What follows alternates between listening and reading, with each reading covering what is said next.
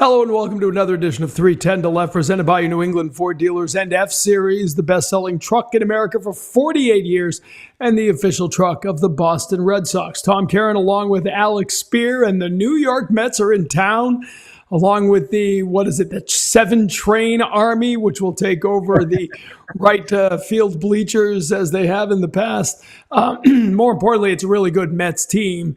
Juan Soto and company, though Juan Soto hasn't exactly lived up to the largest contract in the history of professional sports. We'll be talking with Scott Boras in a couple minutes, the man who negotiated that.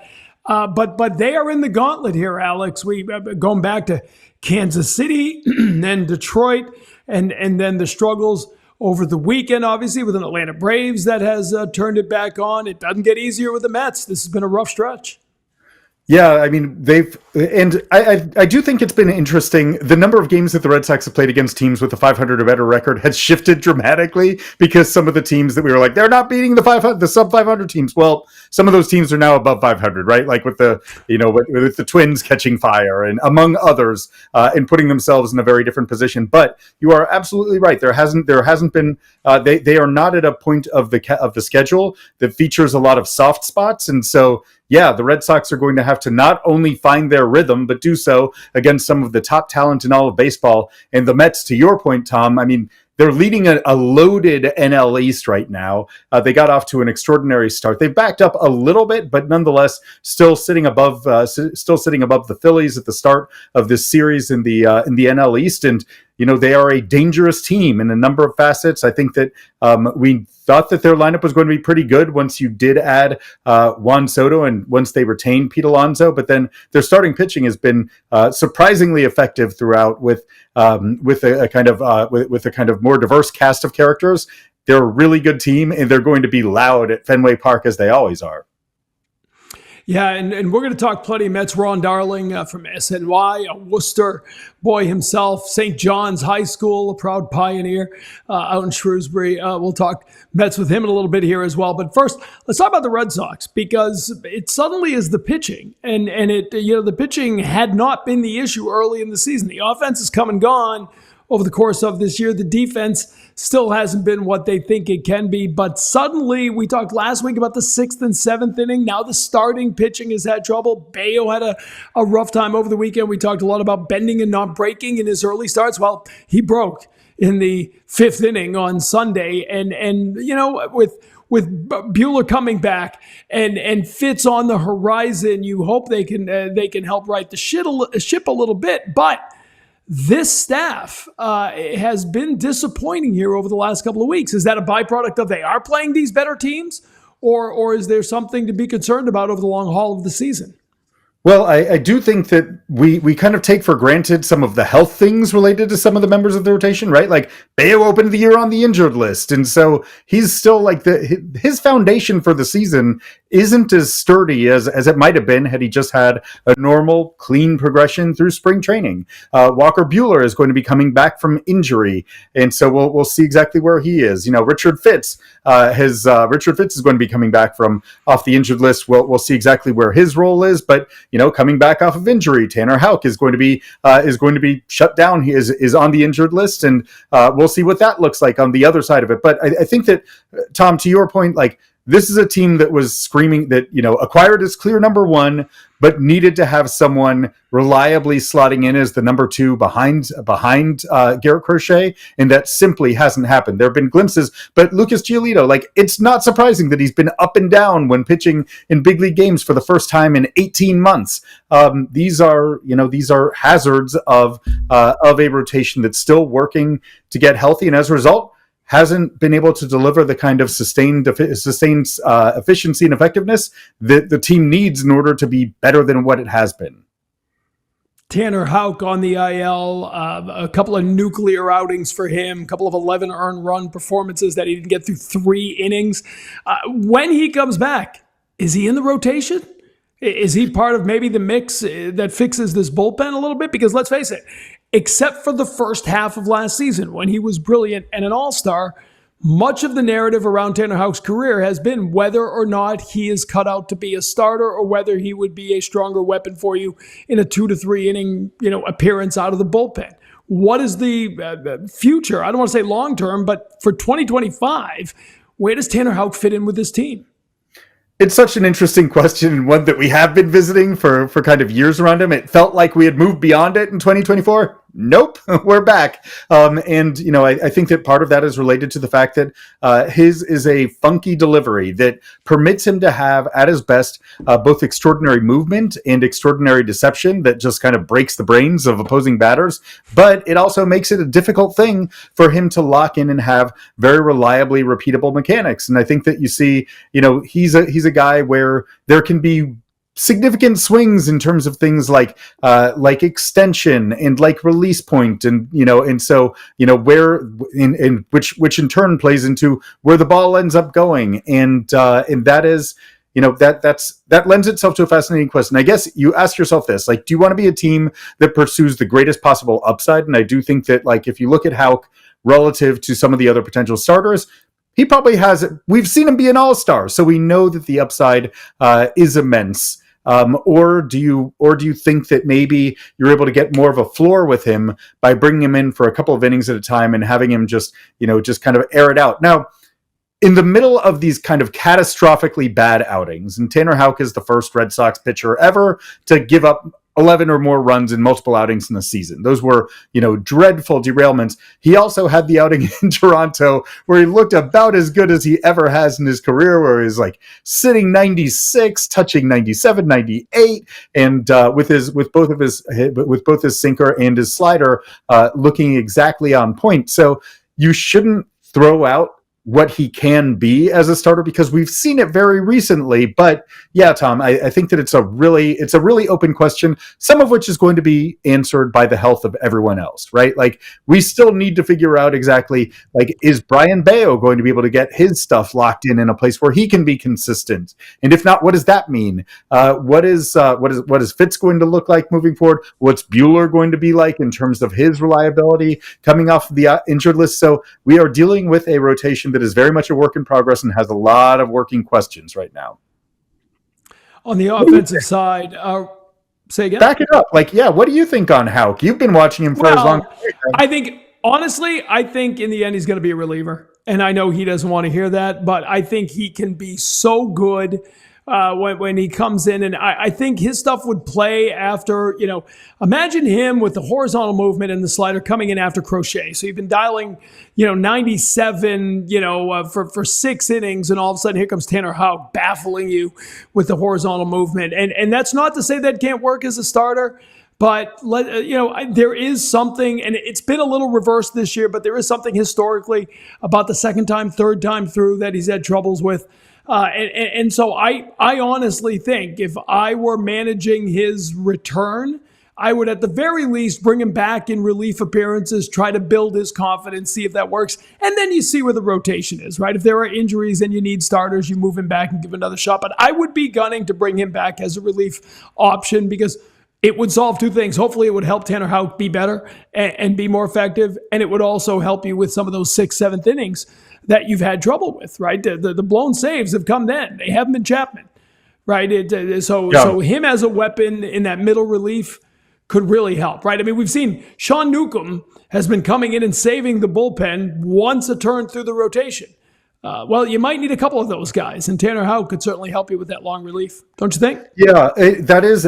I do think that other effective long man who's going to be able to permit the bullpen a reset is going to be really interesting to see where they get that from. Like, because the Garrett Whitlock role is a little bit up in the air while they try to get him back to consistent effectiveness. It looked like he was tipping for a little bit, and that probably played into his performance struggles. There was some well documented social media stuff that indicated that when Glove was down, that he was throwing fastballs. When Glove was up, he was throwing sliders or changeups, and it does seem like he was able to make an adjustment over the weekend in one of his appearances, and so that maybe will unlock something, because his stuff has been really good. But you're right, they do need to solidify the middle innings, whether that is with Houck, whether that's with one of the other guys who's getting healthy again, like a Richard Fitz, or we haven't even mentioned Cutter Crawford.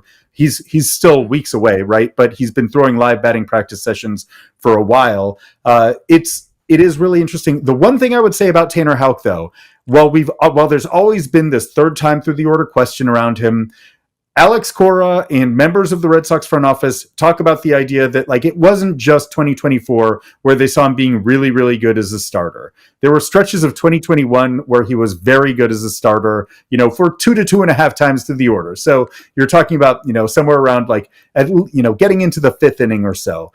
Even in 2023, before he took that liner off the face, he was getting into a very good spot in terms of where he was as a starting pitcher again. So they do love the upside, and I do think that there's a very interesting, as we've mentioned, kind of ceiling versus floor question with him. But they just need options. They need more effective arms because there's been a shortage of them, and that's why they haven't been able to get on track. Good news is they have every Thursday off for the rest of the season, so guys will be able to get a rest. I mean, it's a slight exaggeration. But they have a lot of Thursdays off, which is very strange, which means we'll have Thursdays off. I do want to hit on Devers real quick because, the walk-off home run, the first of his career, and if you heard the Jason Benetti call on Fox, it was, if he hits like that, he can play anywhere he wants, which is sort of parachuting into the controversy, and then he moves on to wherever he's going next. But, has his production basically killed off the conversation about his move to first base? Because we are seeing David Ortiz level designated hitter production here. And there's obviously something to be said about having a DH like that. Why mess with it? Yeah, it remains a really interesting one. I think that we probably are getting close to a point, at least, where if there's going to be any conversation about a position, it's going to be initiated by Rafael Devers. Because, to your point, Tom, like you're probably pretty reluctant to mess up that apple cart right now because there are a lot of apples in it, and they're not just the crappy ones that have been left on the ground for a long time, rotting away.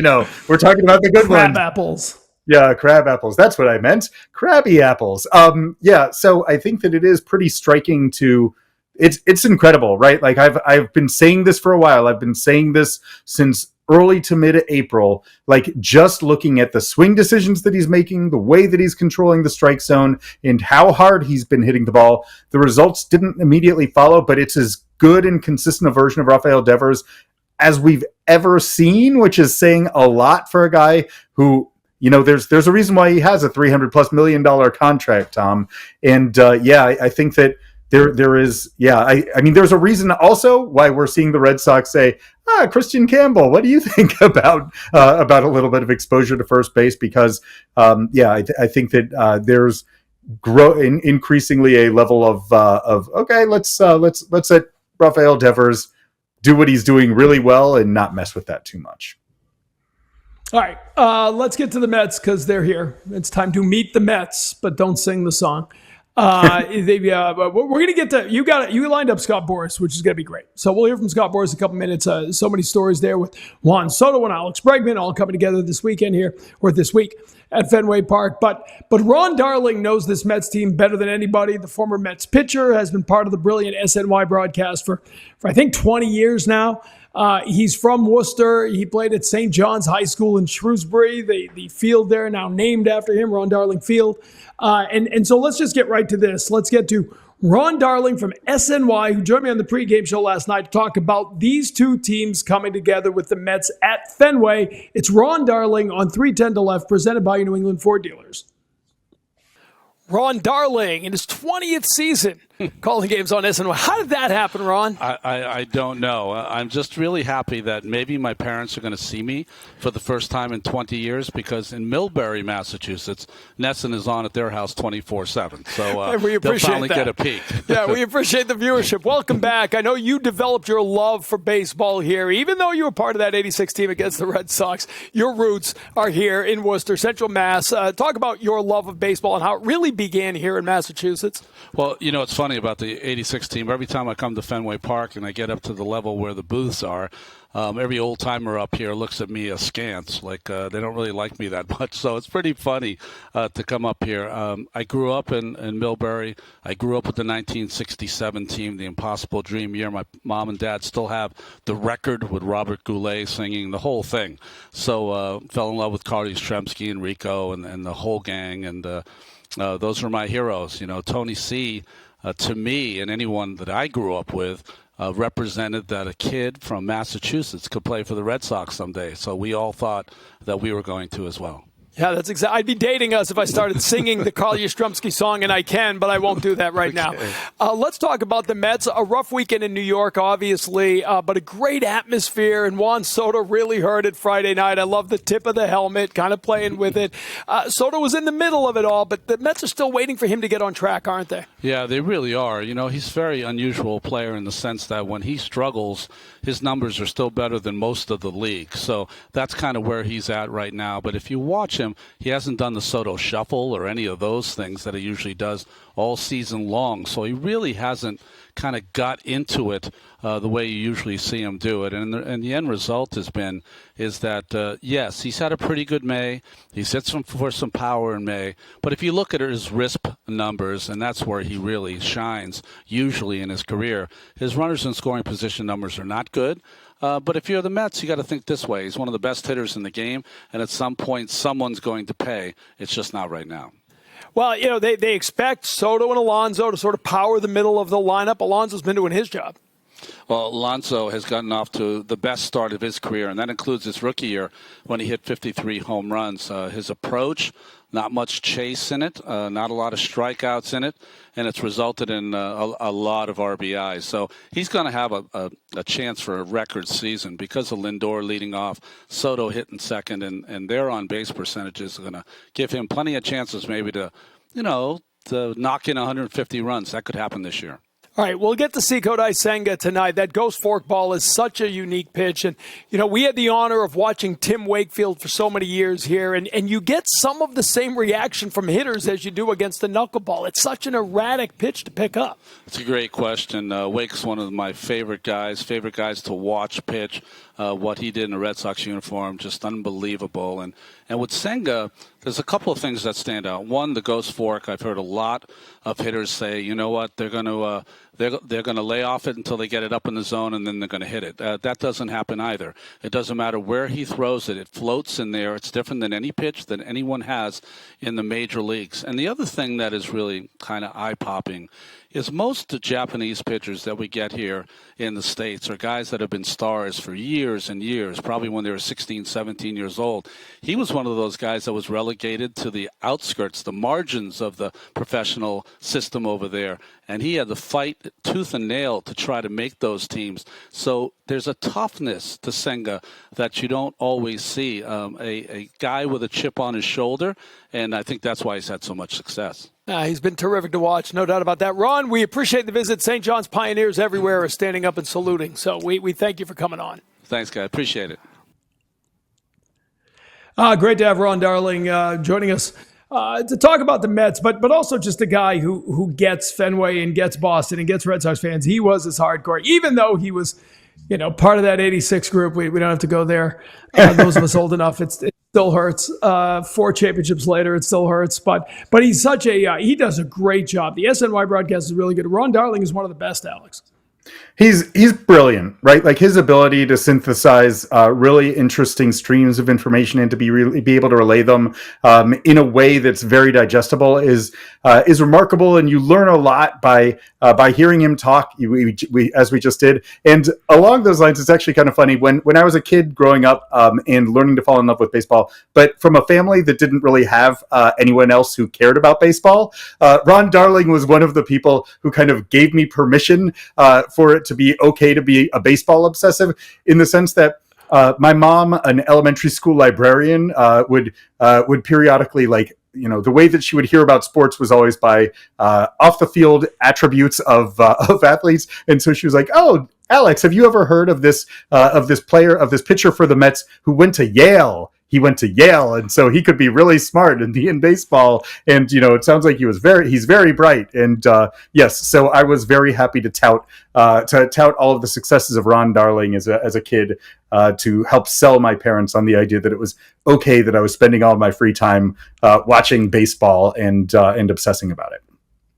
Well, thank you, Ron Darling. For without him, we wouldn't have you here today. You'd be off a neurosurgeon or whatever you would have. What would you have done if not baseball? What was your other passion as a kid? What would you have done? As a kid, there were many different avenues. Before I got into this, after graduating from college, I thought I was going to be a travel writer, which is a path that I had explored for a while, and got to see some interesting parts of the world. It combined a couple of different passions of mine with writing and traveling and experiencing other cultures, but that failed, and so that also funneled me into this wonderful realm of baseball, and I'm very grateful for it, and for Ron Darling. As are we. Grateful for both of you coming together on this show today. Let's get to Scott Boras, because this is fascinating. Obviously, the Red Sox in on the Juan Soto discussions in the offseason. Soto ultimately signing that deal, the largest contract in professional sports history. But then at the end of that offseason, right, the last minute signing, although Alex Bregman likes to point out he signed before camp began, so he thinks he was early. But it was right at the end of spring trading, right, that it finally got done. And it's always, I mean, this isn't quite the same as listening to Scott Boras during the winter meetings when his joke writers have had an entire offseason to work up new material. But he's a fascinating guy because he's such an influential part of this game, Alex. I mean, he's been a game changer. He has changed the industry in pretty dramatic fashion over the course of more than 40 years as an agent. He's reshaped the way that contracts have happened, and we see it all the time. And so the Red Sox first stop this offseason essentially was going to Newport Beach in California right after the GM meetings, so that they could meet in Scott Boras's offices, or in a conference room that he had set up, with Juan Soto and with Alex Bregman and with Blake Snell.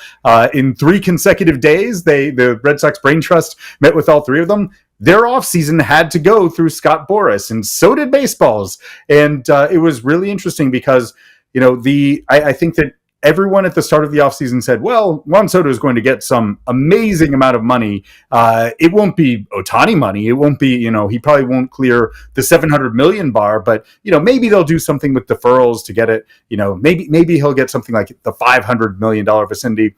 And Scott Boras manages to get some serious. He's a really good auctioneer, I think, who's been very effective through the decades, and so there he is, Juan Soto, the record-setting contract in a way that kind of blew away expectations for most people around the industry. 765 million reasons to have Scott Boras on the podcast today, so let's do that. It's Scott Boras, the super agent, joining us on 310 to Left, presented by your New England Ford dealers. Scott Boras joins us now. Scott, thanks for joining us. How you doing today? I'm great. My car studio is operating for now. Fantastic. That seems like the right way to. I don't know. There's a metaphor to be had there, Scott. But it's a really interesting time. We're getting ready for our first glimpse of Juan Soto in a Mets uniform at Fenway Park. It's a pretty amazing thing to think about. To think about the offseason that you just had with Juan. I guess thinking about him at Fenway. Like how appealing was the idea of the Red Sox, and were you surprised when the Red Sox became involved in the bidding for Juan Soto this offseason? No, I think that the metrics of what Juan Soto could mean to a franchise, a generational talent, and the rarity of the ability of someone like that at that age, I think there was a lot of smart owners that realized the valuation, the impact, what it could mean to a franchise over a term of years was something that it just doesn't come up very often in baseball, and so I think smart, aggressive owners were going to be involved, and certainly that included the Red Sox and John and Tom. What was what if any? How would you describe the level of engagement with the Red Sox? Entering the process, were they high on Juan's list as a theoretical possibility, and how, if at all, did his assessment of the Red Sox organizationally change as a result of the conversations that you guys did have with Boston?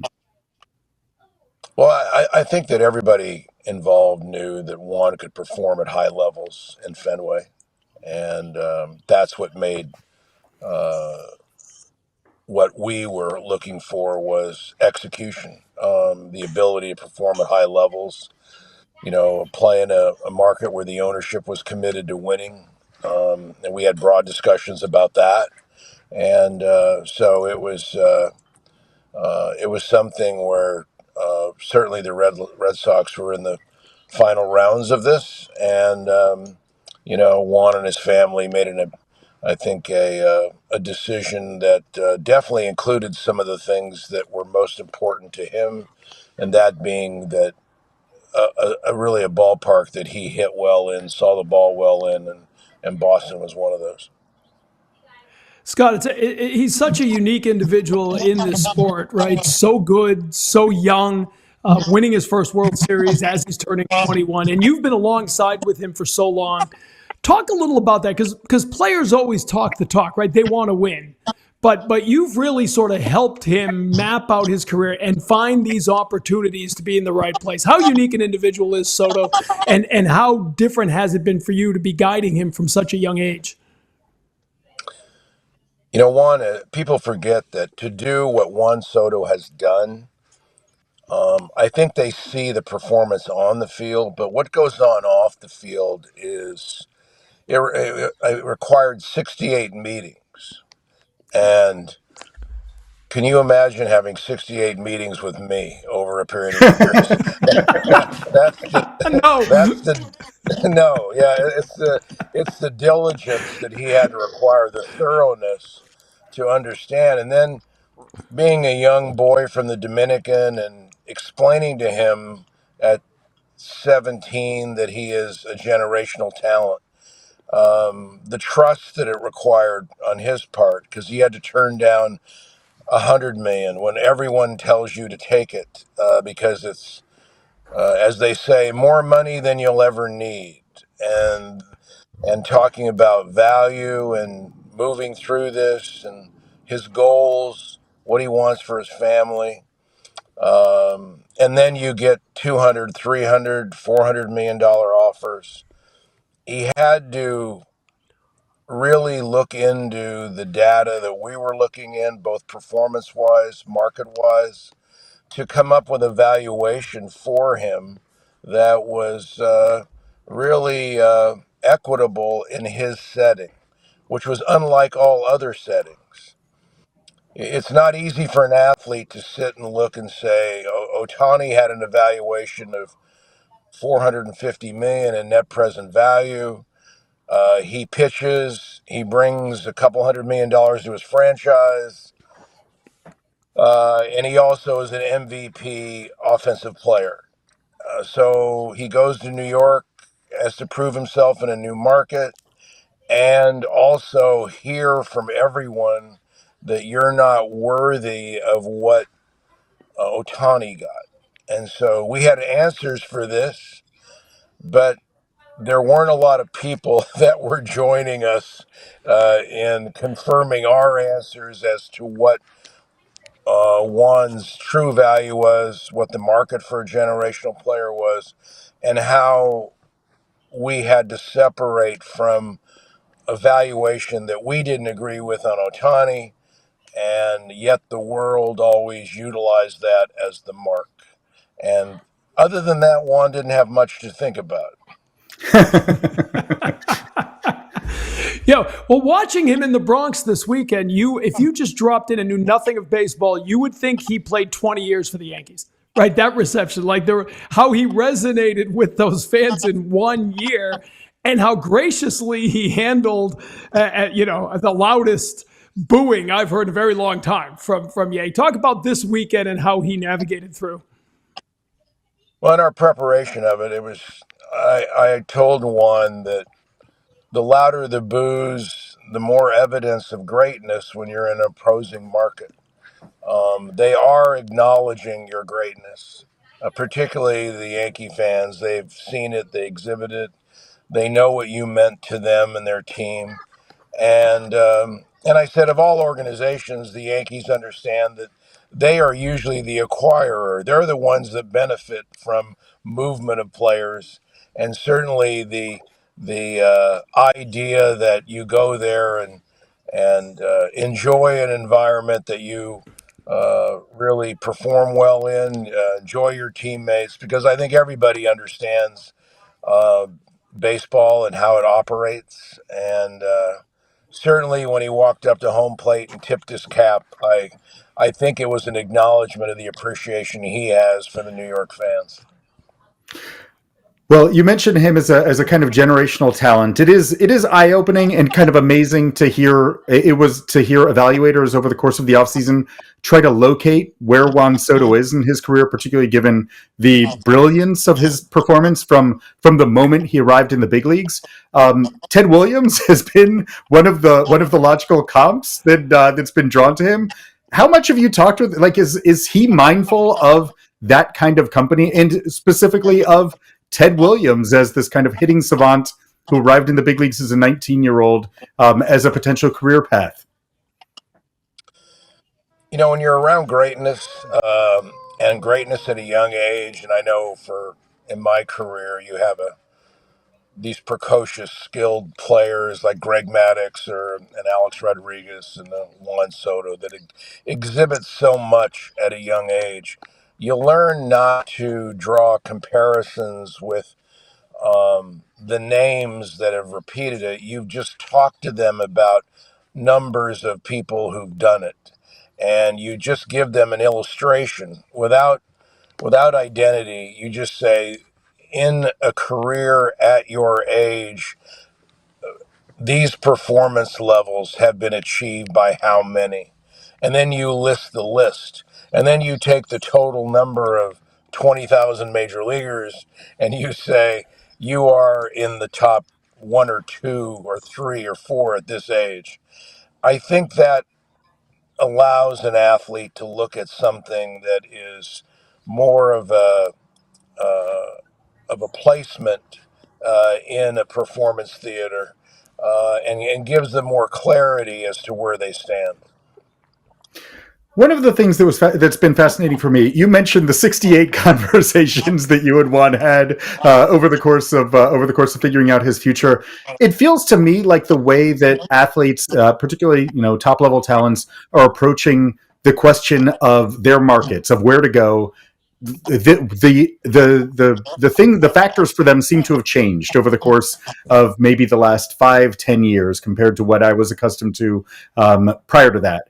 What do you think matters to players now that perhaps did not before? I mean, obviously money's important. We all understand that. That has always been the case. What are the other non-financial or at least team-centric elements that are now important to players in a way that you hadn't encountered previously? Well, as we progress and the valuations of the franchise go up and they become multi-billion-dollar entities, that's what we're seeing in sports franchises, the value of them. When you look at the Boston Celtics and what they've sold for, and you understand that there is no ownership that's going to run in and say that the Boston Red Sox are not worth more than the Boston Celtics. Well, why is that? Well, it's because they play double the games at home. It's because they have revenue streams where their ratings and such are of the levels or at the levels when they're competitive. So with each of these transitions of the valuations, the fluctuation in salaries, for fans understand, are all relevant to the valuations of the franchise and the revenues. We always talk about what players make, but we don't talk about record revenues every year. We talk about record attendance, but the key thing here is the media rights valuation. And when we see the NBA making near double of what Major League Baseball makes, despite the fact that they have half the content and we have ratings that are much higher, we have to reevaluate how our negotiation for rates is going. And once they're corrected, I believe, you're going to see the revenues of the game, the franchise values of the game go up. And so consequently, then we look to the presence of owners who are existing owners. How are you going to use your equity in the franchise to be competitive? For new owners, what is your intentions of now you've spent 3 to 10 billion for a franchise? What is your intent to invest in players to allow the franchise to be competitive compared to the other multi-billionaire owners? So the landscape in baseball and really all of sports is ever changing. I believe it's gone from one owner that maybe could buy in for 500 million to multiple owners that have a collective worth of anywhere from 5 to 25 billion. So we're going to see this change. Salaries will adjust to that. But from a player perspective, one of the things that we have to make sure is that when owners do win, they're always going to be competitive to win again. Winning once is not enough.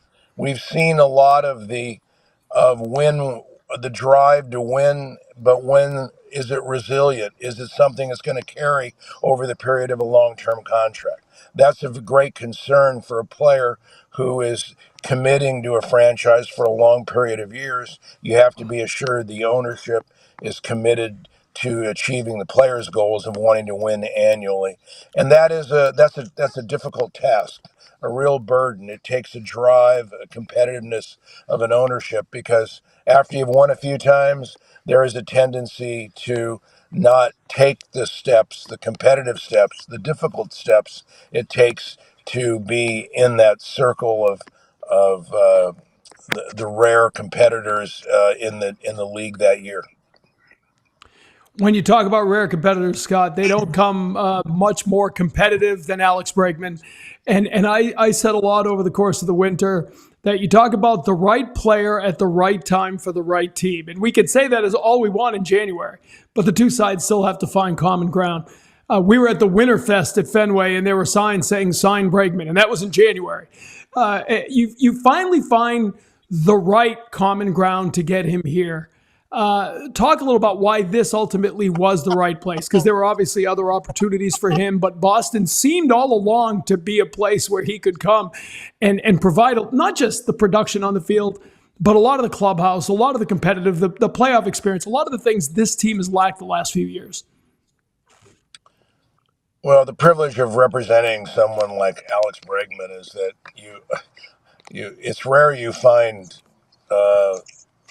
players that are that gifted, that really are that at that intensity level of the game as we are, and we can get on the phone for 3 hours and it seems like 10 minutes. And but he and Reagan were identified that as a city that they enjoyed.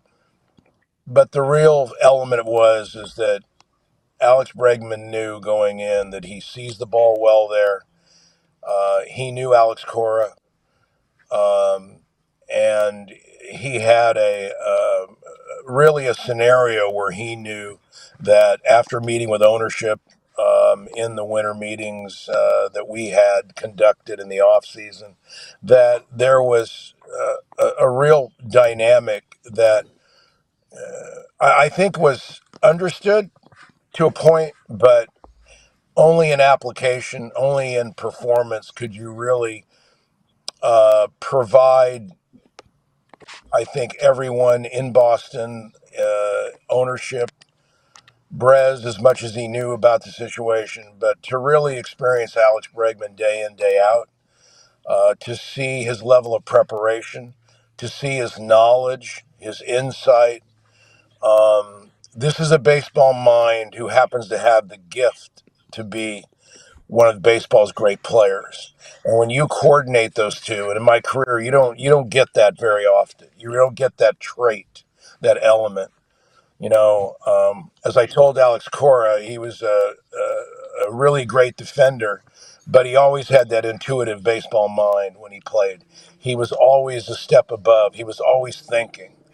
And I always used to say, if you could play like you could think, and now he's in a position where he is playing, but but but Bregman has both. He has both. He has that element about him, and I hope the fans in Boston, because it was a difficult decision to do what we did, but Alex Bregman bet on himself. He wanted to show a value that I don't think could have been perceived to the level that it is now with ownership. But I've worked with John and Tom over the years. I talked to Alex about that, and I said, let's take your instincts. Let's go with what you really want to do. And I've always believed that you should trust yourself. And in this situation, we both agreed that this was a move that was going to work out to be best for both ownership, the city, and certainly for Alex and Reagan. Well, it's super interesting to take stock of. Obviously, he's been spectacular thus far, right? Like, he's off to the best start of his career through roughly the first quarter of a season. His impact on and off the field has been very evident. You guys ended up taking that shorter term approach, the 3 years, $120 million with some deferrals, but also importantly, you made sure to include an opt out in there after both years 1 and years 2. How different would it be for Alex Bregman would no longer have a qualifying offer attached to him. It is now we think, presuming that this continues, we've seen that that he was not merely a product of environment in Houston or of that park. He's succeeding elsewhere as well. How much? Again, you attached importance to the idea of having an opt out after year 1. How different would the value of Alex Bregman be following a star caliber season in Boston without a qualifying offer attached? And how much, as with someone like Matt Chapman, where you ended up having a negotiation for an in-season extension before that year 1 opt-out, how much would there be openness to in-season talks with the Red Sox about pursuing something to override this contract that he already has? Well, I think the qualifying offer, particularly for players that are 30 years of age and above, when you're 27 or 28, it has a different resonance to what clubs would do. And having to give up the draft picks, having to give up the international money for a lot of teams closes doors, and the qualifying offer limits the markets for really great players. I don't philosophically agree with it. I think it's something where you just can't really convert those draft picks with a probability of what the probability of success that a great free agent brings. But apart from that, those are the team's decisions. We've seen with Chapman, with Snell, with Correa, that when you remove the qualifying offer, the true value of the player is then exhibited in the market, because there are vastly more teams involved in the free agent negotiation, because the players, great free agent players, come to you, and you also get to reserve your draft pick. So the market operates that way. Certainly for Bregman and Alonso, those without qualifying offers, much like it was for Chapman and Snell and Correa, the market operates at its high and most aggressive levels. As far as what teams do, what their decision making is, Alex and Reagan have to make those decisions about how they'd want to entertain any actions by the Red Sox. But on the aspect of my philosophy is, I always leave that an open door. We're always listening, and certainly there's no negative to hearing what people want to do. Well, it's a fascinating series, to say the least. A lot of fans watching Juan Soto, thinking what could have been. A lot of them watching Alex Bregman, appreciative of what is. We appreciate the visit from the car studio, Scott. Thanks for coming by. Well, it's great.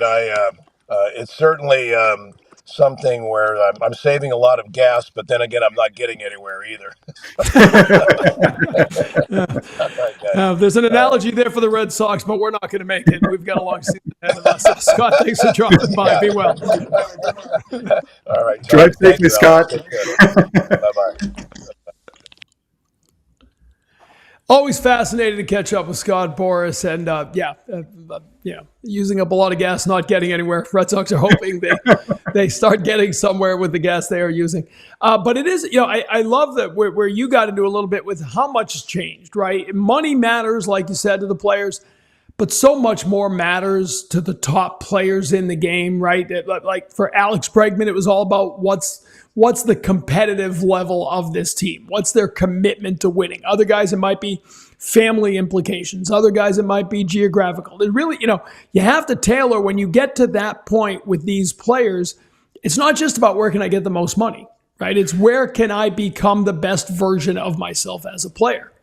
Yeah, and as a competitor, because I think that increasingly, at least the conversation, and this may all be eyewash, but we are now hearing, especially with the long-term deals, when you're talking about 10 plus years for a contract, you're hearing an increasing number of players really scrutinizing what a farm system is all about, right? Like who's on the way, who would be my teammates over the course of the years and, half decade to decade to come, and what are your development processes? Because as a player, you are not going to be the same version of yourself 5 years from the moment that you sign or 10 years from the moment that you sign. So how is an organization positioned in order to be able to help that player sustain their standards for excellence and come the closest to them? So I do really think that it is a different conversation. At least, again, there might be an element of eyewash. The money talks. Let's not pretend otherwise. That's always going to be a big element in it. But players do care about winning over the course of the decade that they're going to spend with a club. And so having a clearly articulated path and processes to being able to get there feels like at least it's way more part of the conversation than I've experienced in the past. But of course, that's more a part of the entire baseball operations conversation as well. Yeah, well, I mean, you're right. Money talks. The conversation begins with the money, right? But in a case like Alex Bregman could have, by all reports, could have made more money elsewhere, whether it was Milwaukee, Detroit, you heard rumors, but that would have been locking him into a long-term contract. You brought up the opt-out, right? It's a very interesting deal at $40 million a year over 3 years, but opt-outs here. And I remember talking to people over spring training, who's going to opt out of 40 a year? You know who might opt out of 40 a year is Alex Bregman, because he's having a top 5 MVP caliber season right now, top 10. And if he's in there, he's going to have the opportunity to make a lot of money over a longer term deal. Maybe, as you pointed out, that is with the Red Sox. Maybe that's something they can work out before you get to the opt-out. What do you think happens? If you had to guess, how does this play out? It's a great question. I mean, we've seen some hand in glove fits for the Red Sox in the past where we were like, they have to be able to find a way, and it hasn't happened, right? Whether it was someone like Kyle Schwarber, who seemed like such a perfect fit in that glimpse of being a member of the Red Sox. And there were evaluators from around the game that watched how he interacted. And they were like, "There's no way that the Red Sox let him go," and they did. And they were pursuing other avenues. So, Tom, I don't even want to pretend that I know how this is going to play out, because I think that it's there's a full season to roll out. There's we'll see a lot more about how the position thing sifts out in the infield. There's a lot of unknown going on with the Red Sox over the remainder of the 2025 season. That's going to have a lot of implications for how hard they would push to bring back Alex Bregman. But to say that he's been incredible for them is to underappreciate what he's been thus far. He's really, you heard Scott Boras speak, rave about him, and you've heard a lot of other people with the Red Sox do the same. All right, you've only got a minute or two left. Baltimore Orioles coming in at the end of the week. Is it over? Is there any salvaging this season for the Baltimore? They fired the manager. They're all their free agent signings. I mean, it seems like they're all hurt, right? Just about everyone is on the sidelines. The guys they spent the money on. It's a mess all of a sudden in Baltimore. It happened quickly. Yeah, it really did. And, you had the best young talent core in the majors, but now you have Adley Rutschman kind of having backed off as an elite hitter, and Jackson Holliday hasn't arrived there yet. So there's a scenario, if both of those guys live up to their 1-1 overall, number 1 draft pick status and number 1 prospect status, they can get there. But, right now we don't see any on-field evidence that it can happen. At least in 2025. Right. So then what do? Do they start selling off pieces? It won't be those guys, obviously, but maybe it's Rutschman. They could restock. Why wouldn't they listen on Rutschman? They have a great young catching prospect coming up through the system, and Rutschman is getting to the other side of that of the arbitration process, where free agency is closer than the beginning of his career. So you could have some wild conversations happening there.